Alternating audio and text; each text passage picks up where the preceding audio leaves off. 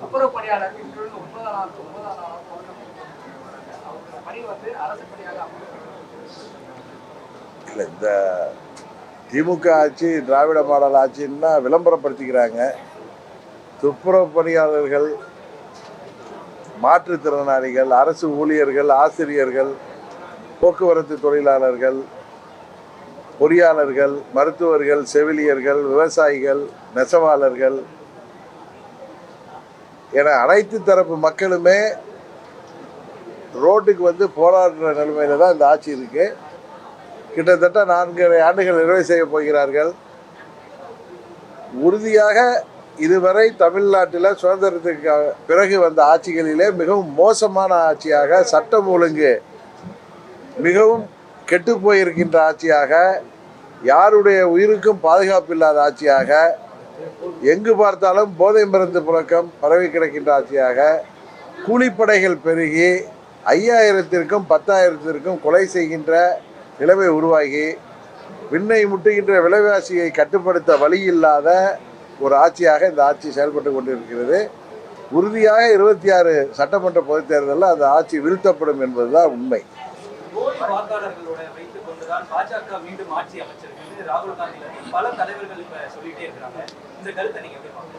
அதாவது எங்கேயுமே தோத்து போனா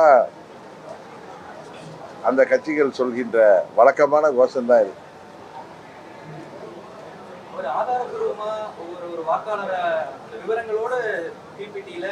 அது அவர் சொல்ற கட்சி தான் செஞ்சிருக்கணும்னு அவசியம் இல்லை. யார் வேணாலும் செஞ்சிருக்கலாம். எல்லா ஊர்லயும் தான் இருக்கு. இங்கேயுமே 2003 சைதாப்பேட்டை பை எலெக்ஷன் அப்ப நிறைய போலி வாக்காளர்கள், அதாவது மற்ற தொகுதியில் இருக்கிறவங்க கிட்டத்தட்ட 25-30,000 வாக்காளர்கள் சைதாப்பேட்டை தொகுதியில் வாக்காளர்களாக அவங்க இருந்தாங்க.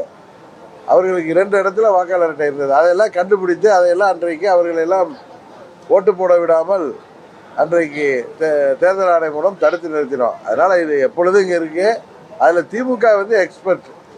குறிப்பாக சென்னையில் அவங்க பல இடங்களில் இந்த மோசடிகளை செய்திருந்தார்கள், தொடர்ந்து செய்து வருகிறார்கள். வட மாநிலத்தவர்கள் தமிழகத்திலும் வாக்களிப்பதற்குண்டான முயற்சியில் இருக்கிறாங்க.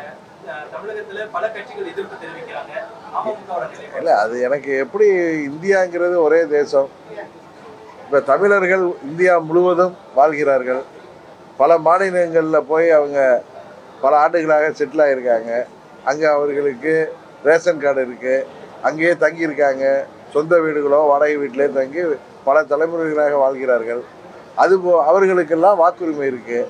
அதுபோல் மற்ற மாநிலங்களில் இந்த குறிப்பாக Bihar, UP, north east states, west பெங்காலில் இதெல்லாம் நிறைய பேர் நம்ம மாநிலத்தில் இங்கே வேலைக்காக வந்திருக்கிறாங்க. நிறைய பேர் இங்கே தங்கியிருக்காங்க. அவங்களுக்கு ரேஷன் கார்டெல்லாம் கொடுத்துருக்கோம். அவர்கள் அங்கே வாக்குரிமை இல்லாத பட்சத்தில் இங்கே வாக்குரிமை பெறுவதில் அதில் என்ன தவறு இருக்கிறதுன்னு எனக்கு தெரியவில்லை. அது எப்படிங்க, ஒவ்வொரு இந்தியாங்கிறது ஒரே நாடு. இதில் நீங்கள் இங்கே தமிழ்நாட்டுக்குள்ளார ஃபென்சிங் போட்டு யாரும் வர முடியாதுன்னு விசா சிஸ்டம் வைக்க முடியுமா, பாஸ்போர்ட் வைக்க முடியுமா? இதெல்லாம் பேசுவதுங்கிறது எனக்கு என்னமோ இது சரியாக தெரியவில்லை. ஓ பன்னீர்செல்வம் அவர்கள் ஸ்டாலின் அவர்களை சந்தித்த பிறகாக அதிமுக பேச்சாளர்கள் உங்களை பாராட்டுறாங்க.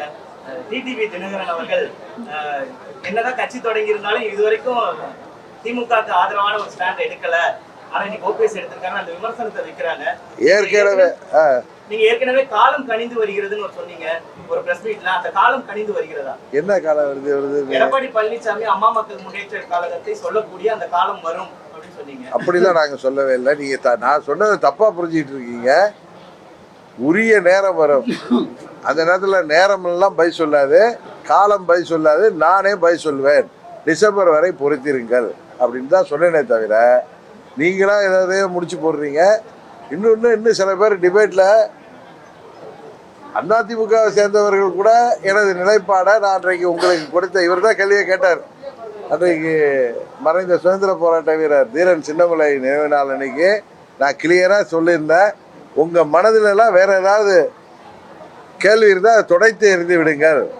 மற்றவர்கள் எல்லாம் அரசியலுக்காக அம்மாவிடம் வந்தவர்கள், நான் அம்மாவால் அரசியலுக்கு வந்தவன். அம்மா அவர்கள் மறைந்தாலும் அவரது புகழுக்கும் பெயருக்கும் களங்கம் ஏற்படுகின்ற விதத்தில் நான் என்றைக்கும் நடந்து கொள்ள மாட்டேன் என்று சொன்னேன். அந்த பதில சில பேர் புரியாம தற்குறித்தனமாக டிபேட்டுங்கிற பேரில் ஏதோ பேசுகிறாங்க.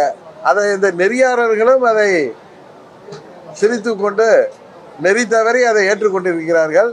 இதையெல்லாம் பார்த்து சிரிப்பு தான் வருது. இதெல்லாம் நேரம் அவர்களுக்கு வியாபாரமாக வேண்டும் என்பதற்காக அடுத்தவர்களை இப்படி இழிவாக அவர்களாகவே அவர்கள் பேசுவது அவர்களுடைய தரத்தை தான் காட்டுகிறதே தவிர என்றைக்கும் அம்மா மக்கள் முன்னேற்ற கழகம் யாருக்காகவும் யாரிடமும் எந்தவித சமரசம் செய்து கொள்ள மாட்டோம்.